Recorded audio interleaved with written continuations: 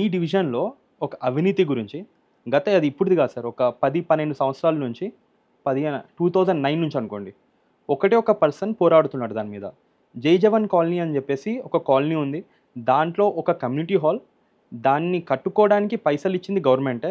కానీ అదొక shopping complex కోసం ఇచ్చారనమాట. కానీ వీళ్ళు మొత్తం అన్ని షాప్స్ అవన్నీ కట్టుకొని ఏవైతే రెవెన్యూ ఎవరైతే షాప్ వాళ్ళు రెంట్ ఉంటారు గదా! ఆ రెవెన్యూని జీహెచ్ఎంసీకి ఇవ్వకుండా అక్కడుండే లోకల్ అసోసియేషన్ వాళ్ళే తీసుకుంటున్నారు.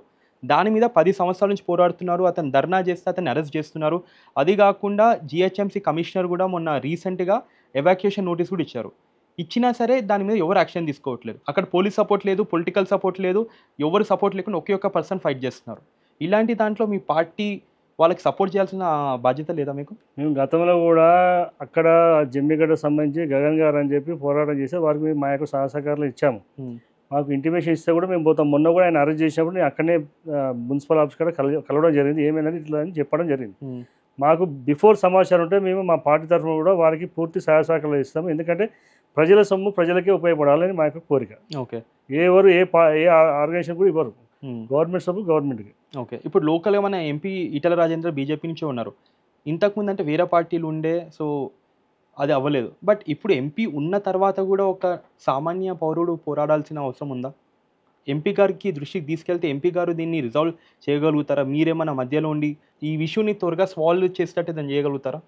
ఇప్పుడు గెలిచిన ఈటెల రాజేందర్ గారు ఒకటే చెప్తాను, మీరు ఏమున్నా మీ కాలనీ సమస్య కానీ ప్రజా సమస్య కానీ తీసుకురండి, నేను పరిష్కరించడానికి రెడీగా ఉన్నాను. ఓకే. నా దగ్గర వచ్చేటప్పుడు ఉట్టే రాకండి, ప్రజా సమస్యలు తీసుకొని రండి అని చెప్పి వారు చెప్తున్నారండి.